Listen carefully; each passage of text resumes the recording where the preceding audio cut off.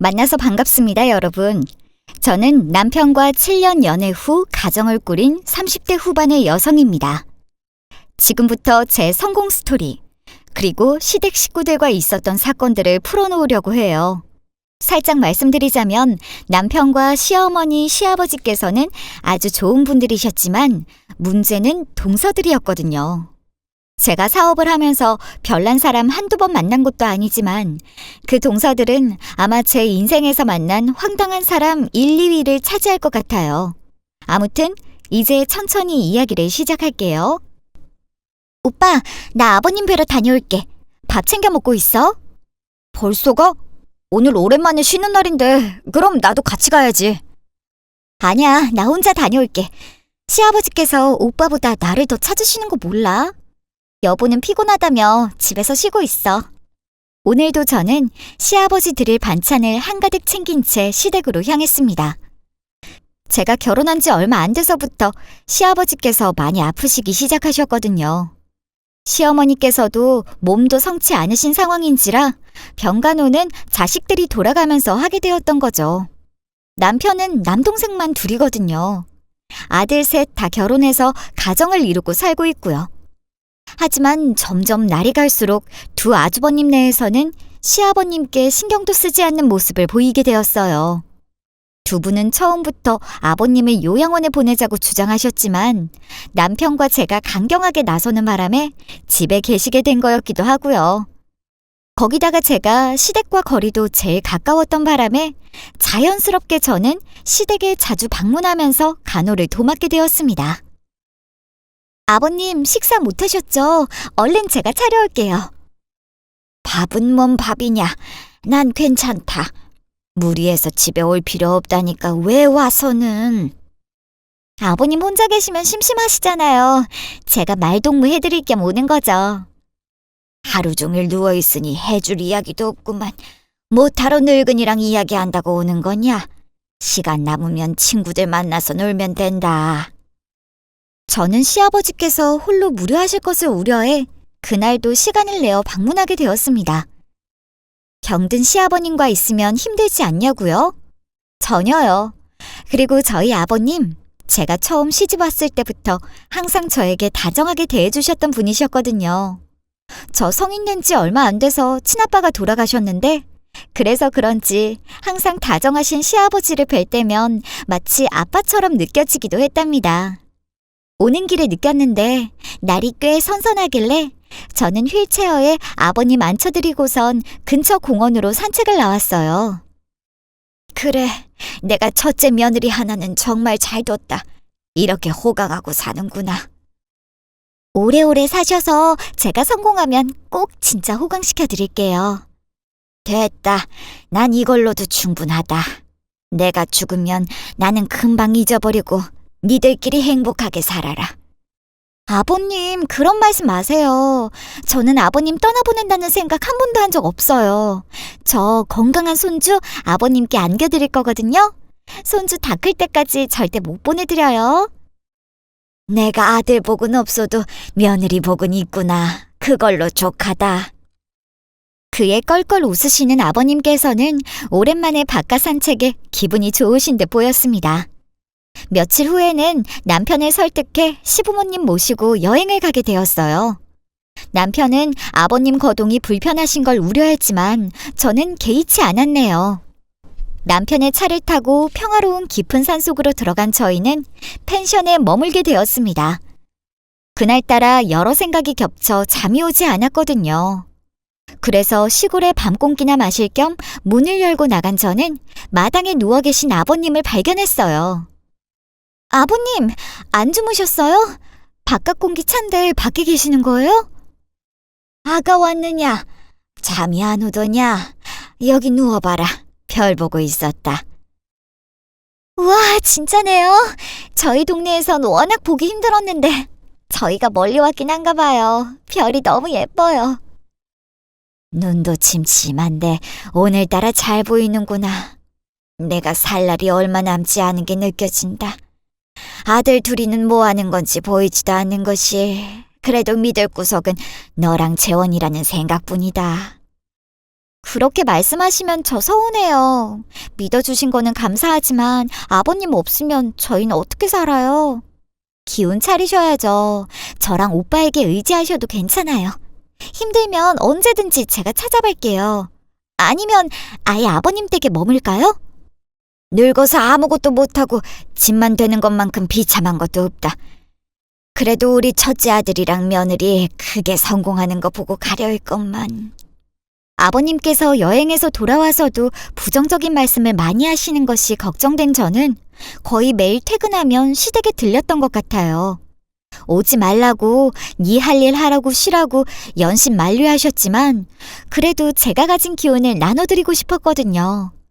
그런 제 노력에도 불구하고 몇 달 뒤에 시아버지께서 하늘의 별이 되시고야 말았죠. 서툰 글씨로 아들들 앞으로 편지를 남기시고는 말이에요. 물론 저도 한 장 받게 되었어요. 너를 처음 만났던 순간이 난 아직도 기억난다. 내가 무뚝뚝해서 표현을 못해서 미안했던 적이 많구나. 이렇게 우릴 공경해주고 싹싹하고 예의 바른 며느리가 우리 집에 있으니 나는 이만 삶을 끝내도 미련이 없다. 네 앞으로 남겨둔 게 많으니 사양 말고 바꿔라. 이것은 네가 나에게 보인 행동에 대한 작은 보답일 뿐이다. 네가 힘들게 살아온 건 알고 있다. 단지 항상 말했지만 배움에는 때가 있는 법이다. 눈앞에 돈 걱정이라면 이제 걱정할 필요 없다. 무엇이든 네가 하고 싶은 것을 시작하여 꿈을 이루길 바란다. 장례식이 끝나고 뒤늦게 편지를 읽은 제 눈에서는 눈물이 멈추지 않았습니다. 언제 이런 걸 남기신 건지, 어떤 마음으로 저에게 편지를 남기신 건지 가늠조차 가지 않았어요. 아버님께서 배움과 꿈에 대해 말씀하신 것도 제 상황을 누구보다 잘 아시기에 가능하셨던 거라고 생각해요. 사실 저 대학을 너무 가고 싶었거든요. 하지만 엄마도 없었고 고등학교 때 아빠의 사업이 갑자기 기우는 바람에 저는 성인이 되자마자 공장에 나가 일당을 받으며 생활할 수밖에 없었어요. 그렇게 가리지 않고 5년 정도 공장에서 밤낮으로 일해서 빚 갚는 것과 생활비에 보태고 동생 대학 가는데 지원해줬네요. 사정이 좀 나아지니 저는 이미 20대 후반을 다 되어가는 나이였거든요. 이교대로 일한 탓에 몸도 축나기 시작한 바람에 공장 일을 그만두고 대형 브랜드의 옷가게에서 알바를 시작해서 지금은 정직원으로 일하고 있었습니다. 아무리 제 앞으로 아버님께서 남겨두신 돈이 들어올 거라고 해도 저는 맘 편히 일을 그만둘 수가 없었어요. 저 편하자고 그 돈을 어떻게 펑펑 쓰고 다니겠어요? 단지 아버님의 유언에 용기를 얻어 저는 시간을 내어 국비 지원되는 패션 학원에 등록하여 다니게 되었네요. 제가 유일하게 관심 있고 열정적이었던 분야가 바로 패션이었거든요. 남편과 시어머니께서도 제가 공부를 시작한다고 하자 너무 기뻐했어요. 하지만 문제는 동서들이었습니다. 형님, 요즘 학원 다닌다면서요? 갑자기 뭔 바람이 불어서 그래요? 맞아요. 형님 대학교도 안 나왔잖아요. 공부 안 하고 놀아서 이렇게 살면서 왜 갑자기 공부를 시작한단 거예요? 어디서 제 소식을 들었는지 갑자기 제가 일하는 가게에 찾아와서 커피를 쪽쪽 빨며 시비를 걸어오기 시작하는 동서들이었죠. 저는 옷 정리를 하며 대충 대답했어요. 여기서 커피 마시면 안 돼요. 공부는 제가 평소에 배우고 싶었던 게 있어서 그런 거예요. 헐, 하던 일이나 하지. 딱 고졸이니까 이런 데서 일하는 거잖아요. 형님 나이가 몇인데 이제 공부해서 뭐가 될 것 같아요? 맞아요. 공부는 우리같이 좋은 데 나온 사람들이야 공부로 먹고 사는 거예요. 괜히 언니 남편 돈 낭비하지 말고 시작도 안 하는 게 좋을걸요? 남편 돈 아니고 국가에서 대부분 지원받는 거예요. 늦었다고 생각할 때가 제일 빠른 거란 말 몰라요? 그러자 동서들은 뭐가 재밌는 듯 킥킥 웃기 시작하더라고요. 국가에서 지원이 나와요? 헐, 형님네 얼마나 돈 못 벌길래 그런 지원 받고 다니는 거예요? 완전 구질구질해, 나이 먹고. 우리가 내는 비싼 세금 그런 데 쓰고 있어요? 아니 언니 들어봐. 그런 데서 제대로 교육해줄 리 없잖아. 어차피 국가지원금 받으려고 만든 허울뿐인 학원이겠지. 완전 시간 낭비. 형님은 그런 것도 생각 못 하나 봐요. 대학 나온 게 뭔 자랑이라고 예전부터 그렇게 잘난 체 하는 거예요? 첫째 동서는 대한민국 상위권 명문대 출신의 대기업 다니다가 지금은 육아휴직 중인 걸로 알고 있고, 둘째 동서는 유학파에 역시 명문대 출신의 교육직에 있다고 들었거든요. 아무튼 둘 다 학벌 하나는 끝내주는데 그만큼 자만심도 하늘을 뚫고 올라가는 거 아니겠어요? 차례차례 시댁에 들어오자마자 저는 쳐다도 안 보고 둘이서 언니 하며 아주 쿵짝이 잘 맞더라고요. 대학 나온 거요? 자랑이죠. 대학 아무나 가는 줄 알아요? 그리고 대학 하나 못 나온 형님이 할 말은 아니잖아요. 요즘 사회에 졸업장도 없는 건 쪽팔린 거 아니에요? 맞아요. 가방끈도 짧지. 그렇다고 뭐 다른 내세울 게 있는 것도 아니잖아요? 그러니까 공장 노가다나 하고 살지. 공장 나와서도 할 거 없어서 알바나 하고 있는 거잖아요. 두 사람은 제가 일하는 내내 뒤에서 쫑알쫑알거리는 게 정말 시끄러워 죽겠더라고요. 참다 못해서 제가 한마디 했어요. 자꾸 여기 있으면 영업방해로 신고할 거예요. 사람 일하는 데 찾아와서 뭐 하는 짓이에요? 헐, 언니 들었어? 우리를 신고한다는데? 형님, 우리한테 한 말이에요? 서운하게 왜 이래요? 형님 심심할까봐 신경 써서 와준 건데. 그리고 목소리 좀 낮춰요. 역시 못 배운 사람들이 목소리만 크다는 어른들 말 틀린 거 하나 없네. 맞아. 나이 들고 공부해도 되는 것도 없잖아. 그것도 평생 공부라곤 손에도 잡아본 적 없는 형님이. 전 그냥 시간 낭비하지 말라고 말하는 것뿐이에요. 저라면 그 시간에 돈을 더 벌겠어요. 또 어느 날은 시아버님 49제가 끝나고 시댁에서 모이게 되었습니다. 그런데 두 동서는 부엌에 코빼기도 보이지 않지 뭐예요. 그러고는 작은 방에 모여서 자기들끼리 수다에 분주한 것을 보고 저는 물었습니다. 동서, 아무리 그래도 시어머님 댁에 왔으면 요리를 돕는 척이라도 해야 하는 거 아니에요? 그걸 왜 제가 해요? 당연히 형님이 하는 거잖아요. 맞아요. 어머님도 아무 말씀 안 하시는데 형님이 왜 저희한테 이래라 저래라 해요? 어머님 들어가셔서 쉬고 계시잖아요. 두 사람 이러고 있는 걸 알면 어머님도 노발대발 하실 거예요. 빨리 와서 좀 거들어요. 형님네 이번에 아버님께서 남겨두신 유산 엄청 받았잖아요. 저희는 받은 것도 없어요. 그러면 당연히 밥상 정도는 차려야 하는 거 아니에요? 혼자 꿀꺽해놓고 입 닫고 저희한테 시키려고요? 돈 이야기가 여기서 왜 나와요? 그거랑 상관없이 왜 같은 이 집의 며느리인데 저만 해야 하는 거예요? 저거 봐. 돈 받고 입 싹 닫을 생각인 게 맞았어. 아버님 불쌍하셔. 저는 이 싸가지 없는 동서들을 제대로 교육시켜야겠다고 생각했습니다. 둘이 똑같이 싸가지를 말아먹은 게 무슨 피가 이어진 사이인 줄 알겠어요. 이 집 동서들은 양심이라는 게 없어요? 아버님 아프실 때 코빼기도 안 보여놓고 재산 안 물려줬다고 서운해한다는 거예요? 저희는 형님처럼 재산 노리고 아버님한테 잘 보이는 사람은 아니어서요. 지금 속이 시커멓고 양심 없는 게 누군지 모르겠어. 그렇지 언니? 이 여자들이랑 대화할수록 점점 참을성을 잃어가는 것 같지만 말이에요. 그래도 최대한 시댁에서 서로 얼굴 붉히는 일 없이 설득하고 싶었어요. 아버님 없으시고 어머님 아프시면 집안일은 자식들이, 며느리들이 돌아가며 하는 게 맞아요. 와서 하는 척이라도 얼른 하세요. 저희는 집에서도 집안일 하나도 안 해요. 저희 남편이 알아서 저를 모시거든요. 아, 형님 집은 그럴 리 없겠네요. 그거 형님이 못 배웠으니까 식모짓이라도 해야죠. 그래야 남자도 데리고 사는 맛이 나지 않겠어요? 나는 내 아들도 산후도우미 이모가 보고 있거든요. 식모짓이요? 제가 저희 집 집안일 하는 게 왜 식모예요? 지금 말 다 했어요? 그쪽 사람들 수준이 거기서 거기겠죠. 요즘 누가 여자가 집안일 도맡아서 해요? 어머 불쌍해라. 이래서 사람은 배워야 하는구나. 그 나이 먹고 가게 직원이나 하고 있는 거 보면 진짜 내가 쪽팔려서 어디 형님 있다고 말도 못 꺼내겠어. 우리 아들도 공부 안 할까봐 진짜 무서워. 지금 형님 사는 거 보면. 공부 안 하면 커서 저렇게 살게 될 거잖아. 말끝마다 대학이니 못 배웠니 운운하며 제 속을 뒤집어 놓는 두 사람은 자리에서 일어날 생각이 없어 보였습니다. 제 말을 들을 생각도 없고 손찌검을 할 수도 없는 노릇이라 하는 수 없이 저는 다시 부엌으로 들어갔죠. 남편은 뭐 했냐고요? 남편, 동생 두 사람은 어딜 갔는지 집에서 보이지도 않았고 남편한테 소금이 다 떨어진 바람에 좀 사오라고 시켰거든요. 남편이 부엌으로 들어오는 것이 보이자 저는 남편에게 최근에 있었던 일들을 사실대로 다 털어놓았어요.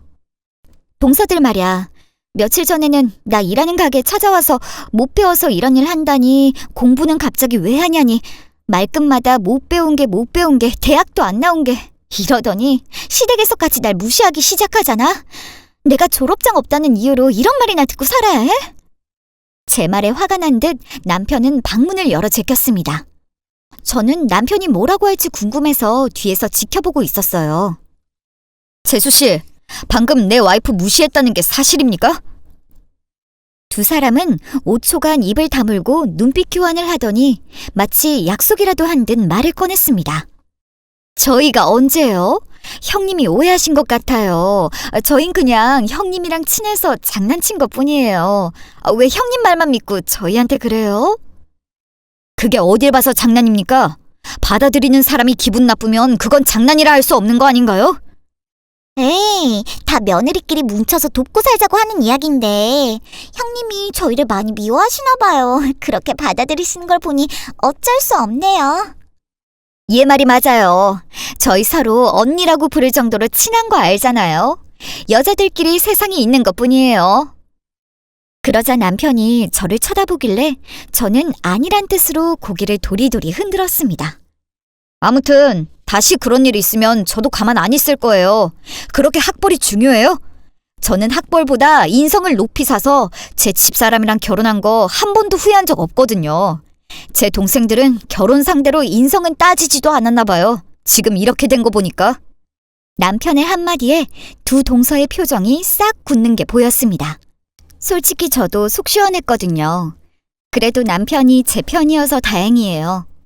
그렇게 남편이 중재하자 두 동서는 어쩔 수 없다는 듯이 부엌에서 저를 거들기 시작했어요. 물론 거드는 척만 했지만 말이에요. 하지만 곧 두 사람을 부른 것은 제 실수라는 것을 깨달았네요. 제가 혼자서 거의 끝내둔 탓에 마무리만 하면 됐었거든요. 그 순간 제 눈에 둘째 동서가 후춧가루를 국에 쏟아붓는 것이 보이는 거 아니겠어요? 그것도 뚜껑을 열어서 탈탈탈 털어놓는 거 있잖아요. 동서, 지금 다 된 국에 뭐 하는 거예요? 네? 간하는 건데요? 이거 후추라고 쓰여 있는 거 안 보여요? 소금이랑은 아예 다른데 어떻게 그걸 착각해요? 그리고 뚜껑은 왜 두 번이나 연 건데요? 어떡해, 다 망했잖아. 어머, 형님 죄송해요. 제가 요리를 진짜 몰라서요. 왜 이렇게 작게 쓰여있지? 보이지가 않았어요. 말도 안 되는 변명이라고 생각했지만 두 손을 모으며 싹싹 비는데 뭐라고 하겠어요? 그냥 딱 눈 감고 다시 만들려는 순간 두 사람이 마주보고 입을 막고 웃는 것이 보였습니다. 그러다 저랑 눈이 마주치니 애써 모른 척 표정을 굳히더라고요. 결국 전혀 도움이 안 되는 두 동서를 내쫓고 저 혼자 다시 국을 만드는 꼴이 되었습니다. 그랬더니 방에서 또 자기들끼리 웃는 소리가 들려오네요. 그렇게 우여곡절 밥상이 완성되고 저는 쉬고 계시는 어머님을 깨우러 들어갔죠. 어머님, 식사 준비 다 됐어요. 밥은 드시고 주무셔야죠. 뭐냐, 네가 힘들지 않았느냐? 둘째, 셋째 며느리들이 도와줄 리가 없었을 텐데 내가 몸만 성했어도 널 혼자 두진 않았을 거다. 괜찮아요. 제가 해야 하는 일인데요. 밥은 잘하는 사람이 차리는 게 맞죠. 어머님께서 더 걱정하실 것을 염려해 저는 따로 말씀드리지는 않았습니다. 말씀드린다고 두 동서가 절 괴롭히는 것을 그만둘 인물들이 아니었기도 하고요. 형님, 국 너무 짠 거 아니에요? 저한테 뭐라 하시더니 완전 소금투성인데요? 바닷물도 이것보단 덜 짤 거예요. 헐. 맛있구만 왜 그러냐? 너는 이 집에서 첫째 아가 밥 차릴 때 뭐라도 보태고 하는 불만인지 모르겠다 원. 두 동서가 시댁에 와서도 마치 친구 집에 놀러 온 듯 집안일 하나도 안 돕는 건 하루 이틀이 아니었거든요. 시어머님께서도 그 점을 탐탁지 않게 여기셨지만 달라지는 건 없었습니다. 말해도 안 들으니 어쩌겠어요. 항상 저를 따로 불러 미안하다고 하시고 어머님께서 몸 괜찮으실 땐 저를 많이 도와주셨지만 말이에요. 공부는 어떻게 돼가고 있느냐? 무리하지 말고 천천히 해라고 해도 난 네가 일 그만두고 공부에 집중할 수 있으면 좋겠구나. 시애비 말대로 배움에는 때가 있다. 기회가 있을 때 잡도록 해라. 아, 저 완전 학원에서 깜짝 놀래더라고요. 제가 이번에 디자인한 거 완전 선생님들한테 인정받아서요. 처음 배우는 게 맞냐고 하시더라고요. 역시 시작하길 잘한 것 같아요. 그래서 요즘 선생님들께 인정받아서 너무 행복해요. 다 어머님, 아버님, 그리고 제 선택 지지해주는 오빠 덕분이에요. 그래, 배워서 하고 싶은 거라도 있느냐? 내 며느리 뜻이 있다면 전적으로 지원해주마. 저는 살짝 고민하다가 제가 어렸을 때부터 마음속에 품어온 꿈을 전했습니다. 물론 어렵다는 건 알고 있어요. 현실의 허들이 높다는 것도 당연히 알고 있었고 당장 돈을 벌어야 하는 상황인 것도 인지하고 있었거든요. 그렇게 평생을 혼자 품고 있었던 목표라 별 기대하지 않고 말씀드렸던 것 같아요. 상황이 좀 나아진다면 저만의 브랜드를 만드는 게 꿈이에요. 너무 터무니없죠. 그래서 꿈으로 남겨두고 있어요. 아직 배운 것도 많이 없고요. 네가 저번에 보여준 거 보니 완전 터무니없는 것도 아니다. 내 며느리가 만든 작품이라고 자랑하니 동네 사람들도 능력 있다고 극찬을 하더라. 꿈은 크게 가지는 것이 좋은 것이다. 하지만 꿈만 가져서는 아무것도 되지 않는다. 충분히 살려고 노력했으니 이제 꿈을 향해 다가가거라. 어떻게 그래요? 아무리 아버님께 받은 돈이 있고 오빠가 지원해준다고 해도 저는 이때까지 돈 버는 걸 쉬어본 적이 없어요. 브랜드 만든다고 잘 된다는 보장도 없고 자칫하면 시간과 돈만 잃을 수도 있으니까요. 네가 얼마나 고생해서 살아왔는지 얼마나 독한 여자인 줄 아니까 하는 소리 아니냐. 널 보니 세상에 못할 일은 없다. 나도 도와줄 수 있고 재원이 수입도 일정하니 널 지원해줄 사람은 많구나. 그게 네 시아비의 뜻이라고 생각한다. 맞아 여보. 옛날부터 여보 그쪽에 관심 많았잖아. 사업도 책 사서 공부한 거 내가 모를 줄 알았어? 다 보이는데 숨겨놓고는. 아무리 그래도 쉬운 일도 아니고 실패하면 어떡해. 그나가 실패를 두려워하다간 아무것도 일어나지 않는다. 뭐가 두려우냐? 내가 있잖아. 내가 살아있을 때 언제든지 네 실패를 받아주마. 그렇게 오랜 꿈이었던 브랜드 런칭에 대해 처음으로 입 밖에 내게 되었던 것 같아요.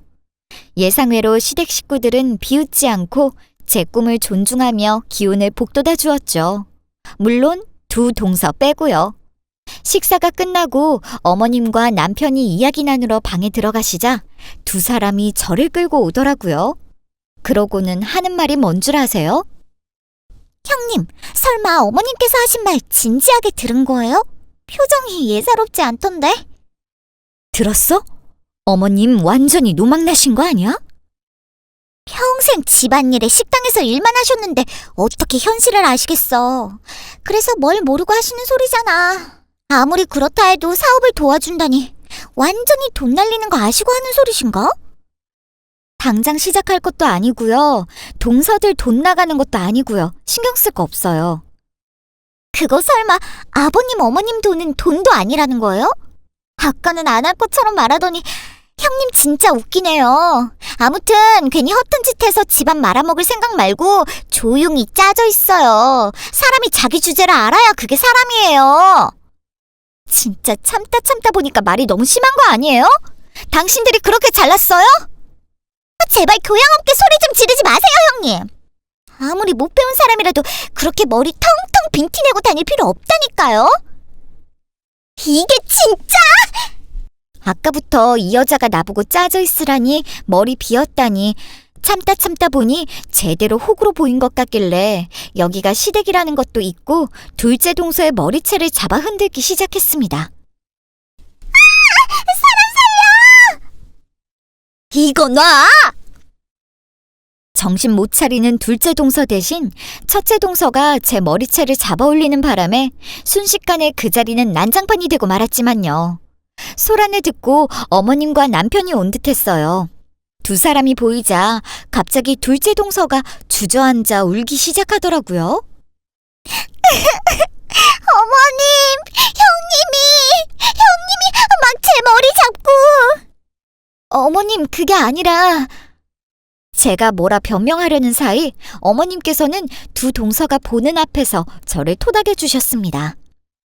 첫째 아가 참고 사는 거 눈에 다 보인다. 너희는 애들도 아니고 여기서 뭐 하는 짓이냐? 썩 사과하지 못해? 죄송해요, 형님. 저흰 진짜 형님이랑 친해지고 싶어서 그러는 거예요. 너무 저희 미워하지 말아주세요. 그러자 두 사람이 어쩔 수 없다는 듯이 말뿐인 사과를 건넸어요. 물론 변명 한마디 덧붙여서요. 니네 하는 행동을 봐라. 어떻게 안 미워할 수가 있겠냐? 역시 든든한 어머님께서는 제 편이셨습니다. 그날의 사건은 세상에 저는 혼자가 아니라는 걸, 전적으로 저를 지지해주는 시어머니와 남편이 있다는 것을 깨닫게 되는 계기가 되었어요. 저는 학원에도 제 의사를 밝히고 그들의 도움과 지지와 함께 제 브랜드 런칭을 준비하게 되었습니다. 물론 집중을 위해 일은 그만두게 되었지만요. 그렇게 여기저기 다니면서 사업계획서를 작성하고 집에서도 완전히 몰두하고 지내던 그때 저희 집에 동서들이 또 찾아왔지 뭐예요. 문도 안 열어주고 싶었지만 시댁 식구를 문전박대할 수도 없는 노릇이니 어쩔 수 없이 둘을 집으로 들였습니다. 형님, 일 그만뒀어요? 안 그래도 옷가게 찾아갔더니 그만두셨다 해서요. 헐, 설마 진짜 그 사업인지 뭔지 하는 거예요? 저는 무시하고 제 할 일을 했지만 옆에서 계속 촐싹거리더라고요. 그렇게 서로 얼굴 붉혀놓고 왜 또 찾아온 것인지 모르겠네요. 진짜 하시나 본데? 와, 대단하다. 어떻게 이런 깡이 나올 수 있지? 형님, 진짜 그러지 마요. 어머님께서 평생 일하셔서 모은 돈이에요. 그거 아깝지도 않아요? 진짜 생각이 있으면 그만해요. 크게 하는 것도 아니에요. 투자금이 그렇게 드는 것도 아니니까 진짜 신경 좀 꺼줄래요? 아무리 그래도 고절이 무슨 사업. 주제를 알아야죠, 형님. 주제 파악이 안 되니까 스스로 다 말아먹는 거잖아. 아버님도 하늘에서 피눈물 흘리시겠어. 듣자 하니까 너무 집중도 안 되는 나머지 제 집에서 쫓아내버리고 말았어요. 제 꿈을 쫓기로 결심한 이상 1분 1초도 허투루 쓰기 싫었거든요. 어떻게 해야 사람들에게 인정받을지를 밤새 연구하고 자문을 얻으러 다니면서 고민을 했던 것 같아요. 그렇게 우여곡절 저는 제 이름을 건 브랜드를 런칭하게 되었습니다. 브랜드 런칭이라 해봐야 뭐 대단한 건 아니고 처음에는 타겟 고객을 잡아 작은 인터넷 쇼핑몰을 통해 직접 만든 상품들을 파는 걸로 시작했지만요. 처음에는 열심히 마케팅을 해도 고객의 반응도 없다가 한 반년쯤 되자 슬슬 반응이 오기 시작했어요. 매출이 눈에 띄게 늘기 시작한 거죠. SNS 반응이나 입소문을 통해 고객들은 제 노력의 결과를 인정해주는 듯 보였고 그에 저는 천천히 사업을 확장하며 더 열심히 노력했습니다. 너무 바쁘고 잠도 못 자서 코피가 흘러 옷이 다 젖는 날도 많았지만 그래도 후회 없이 최선을 다해 노력했던 것 같아요. 살면서 2번은 못한다고 생각이 들 정도로요. 요즘 마케팅이랑 브랜딩이 엄청나게 중요하잖아요. 지금 생각해보면 매출이 늘게 된 것은 제 노력도 있지만 운도 많이 따라줬고 방향도 잘 잡았다고 생각해요. 아무튼 1년쯤 되자 옷뿐만 아니라 다른 아이템도 욕심이 날 만큼 매출이 나게 되었고 저는 새로운 도전을 계속하며 연구하고 또 연구했어요. 직원도 늘어 공유 사무실을 썼었는데 본격적으로 사무실 이전을 위한 임대차 계약을 맺게 되었고요. 시댁 식구들의 반응은 어땠느냐고요? 사실 너무 바빠서 제대로 찾아뵙지도 못했어요. 밤낮으로 일하느라 남편 얼굴 보기도 힘들었을 정도인데 말 다 했죠. 시어머님께서 종종 저희 집에 들려서 밥을 차려놓고 가시긴 했지만요. 그렇게 못 뵌 지 1년이 넘었던 것 같아요. 사업 시작 2년이 넘어가자 저희는 살던 전셋집을 나와 남편과 힘을 합쳐 자가로 꽤 평수가 있는 집을 사게 되었어요. 물론 집을 살 때는 1금융권 대출을 끼긴 했지만 말이에요. 그리고 차도 외제차로 바꾸게 되었답니다. 나머지는 시어머님 명품 가방 선물해드리고 그 외에는 딱히 기억나는 게 없네요. 물론 제가 승승장구한다는 소식은 그렇게 절 괴롭히는 동서들 귀에도 들어갔을 테지만 웬일로 조용하더라고요. 그래서 저도 별로 신경 쓰지 않고 있었습니다.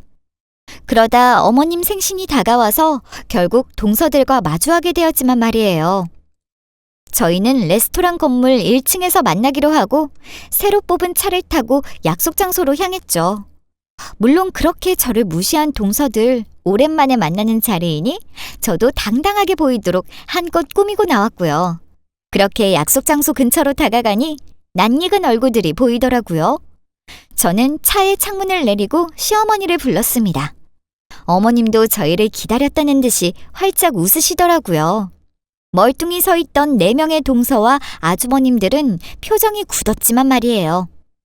특히나 절 그렇게 깔아보고 괴롭히던 동서들은 제가 차를 갓길에 세울 때까지 당황한 표정을 숨기지 못하더라고요. 그러고는 제 차에 다가와서 이리저리 살펴보기 시작하네요. 우와, 이거 진짜 형님 차라고요? 성공했다더니 진짜구나. 네, 뭘 그렇게 놀래요? 외제차 처음 봐요? 그러게요, 이런 날이 올 줄 몰랐죠? 어머머, 이게 얼마짜리야? 진짜 우리 가족 중에 외제차 타는 사람이 생길 줄이야. 그것도 형님이. 호들갑을 떠는 두 사람을 뒤로하고 저는 어머님을 모시고 레스토랑으로 올라갔어요. 아가, 오랜만에 보니 매우 기쁘구나. 그래, 가끔 이렇게 소식도 전해야지. 그동안 많이 바빴느냐? 너무 정신이 없어서 찾아뵙지 못해서 죄송해요. 이제 좀 여유가 났네요. 아, 어머님 드릴 선물 가져왔어요. 몇 달 전에 제가 2번째로 만든 브랜드에서 새로 런칭한 화장품인데 반응이 좋더라고요. 하나 써보세요. 여성을 향한 스킨케어 제품까지 영역을 확장했거든요. 어머님께 어울릴 만한 고급스러운 포장의 제품을 한가득 안겨드리니 기분이 좋으신 듯 보였어요. 우와, 이거 진짜 형님네 거라고요? 제 건요? 제 건요? 챙겨올 리가 있겠어요? 이때까지 이 집 동서들한테 제가 당한 게 얼만데. 형님, 설마 그거 아직도 마음에 담아두신 거예요? 진짜 형님이 너무 차갑게 구시길래 친해지고 싶어서 그랬던 것뿐이라고 말씀드렸잖아요. 기분 푸세요. 저희 의도를 너무 오해하시는 것 같은데. 그러니까 말이에요. 형님 속 좁은 사람 아니잖아요. 전 형님 믿어요. 저희 너무 그렇게 보지 마세요. 잊어주실 거죠? 대놓고 절 무시하던 태도는 어디 갔는지 두 동서들은 아주 싹싹하게 저를 대했습니다. 어떻게 제가 돈 몇 푼 벌었다고 사람을 대하는 태도가 이렇게 달라질 수 있는지 의심이 들 정도였어요. 그렇죠. 많이 언짢았지만 시댁 모임 자리이니 분란 일으키기 싫어서 일단 참았습니다. 그러고는 제가 화장실에 간다고 자리에서 일어났더니 둘이서 누가 먼저랄 것 없이 쫄래쫄래 따라오더라고요. 형님, 저희 용서해 주시는 거죠? 옛날 일은 잊어버리고 정말 새로 시작해요. 저도 잘못한 거 있으면 사과할게요. 형님 앞에서 잘못한 게 많아서 저도 빨리 사과드리고 싶었는데 연락이 잘 안 되시길래. 저도 진짜 죄송해요. 이때까지 제가 마음 상하게 해드렸죠. 난 어머님 축하 자리라서 나온 것뿐이고 너네랑 할 말 없거든? 개소리하지 말고 떨어져. 이제 와서 추하게 굴지 말고. 그래도 끝까지 저를 따라다니면서 어떻게 해보려던 두 동서였습니다.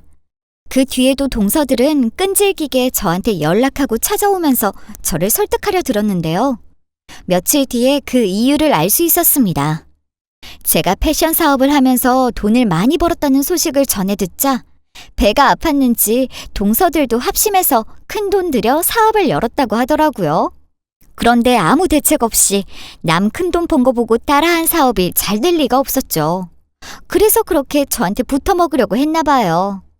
전 도와줄 생각, 잘 되라고 조언해줄 생각 추호도 없었지만요.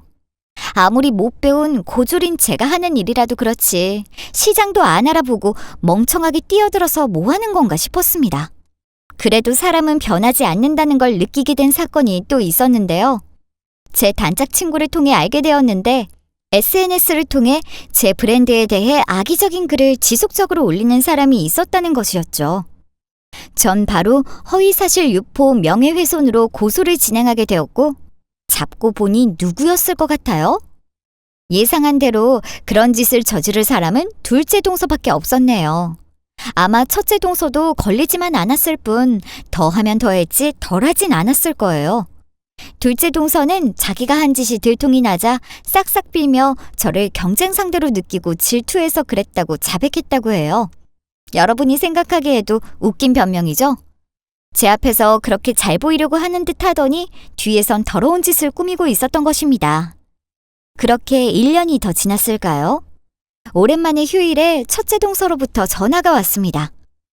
형님, 저희 좀 도와주세요. 네? 내가 그쪽을 왜 도와줘? 나를 그렇게 대해놓고 이제 와서 나한테 도움받기를 바란다고? 하, 참나.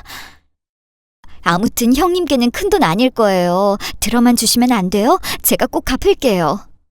드디어 사업을 말아먹었나 궁금해서 이야기나 들어봤더니 생각보다 상황이 안 풀린 것 같더라고요. 물론 저한테는 잘된 일이지만요. 사업 그렇게 하는 거 아닌데 첫째 동서, 둘째 동서 아무것도 모르고는 빚부터 덜컥 내서 무리하게 투자를 강행했고 둘째 동서는 남편을 속여서 투자한 것이 들켜서 이미 집에서 쫓겨나기 직전이라고 하네요. 결국 그렇게 대책 없이 투자한 제품들이 잘 될 리가 없었지만 두 동서는 저를 보고 희망을 품고 버티다가 더 이상 안 된다는 것을 깨달았다고 합니다. 돌려막으려고 여기저기 낸 빚은 점점 불어났고 첫째 동서는 아주버님께 자금의 규모를 속이고 투자했으니 이사단이 난 걸 아주버님께서 하시면 자기는 쫓겨날 거라고 하네요. 비밀로 하고 돈 좀 빌려주면 매달 갚는다나 뭐라나? 그러게 왜 그렇게 멍청하게 일을 쳐요? 그렇게 대학 나온 사람만 똑똑하다고 기세등등하더니 동서들 보면 아닌 거 확실히 알겠네.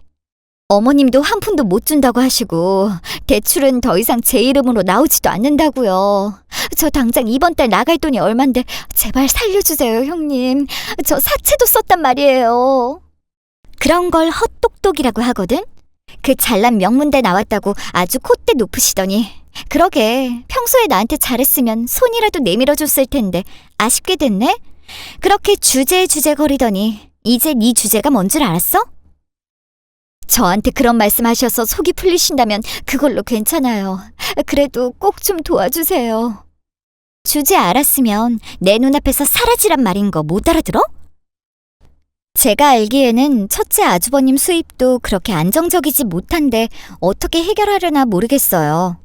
그분도 가정은 내팽개치고 맨날 놀러 다닌다고 들은 것 같은데 아무튼 저는 그렇게 전화를 끊어버렸습니다.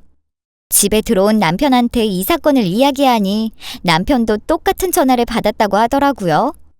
뻔뻔하게 이제 저희한테 얹힐 생각을 하는 게 너무 웃겼어요. 아무튼 그 사건이 있고 저는 남편과 함께 아버님 묘에 방문하게 되었습니다. 그동안 너무 바쁘다고 몇 번 찾아뵙지 못했거든요. 이제 일에 바쁜 것도 어느 정도 안정이 되었으니 자주 찾아뵐 생각이었어요. 아버님, 저 왔어요. 첫째 며느리 왔어요. 오랜만에 와서 죄송해요.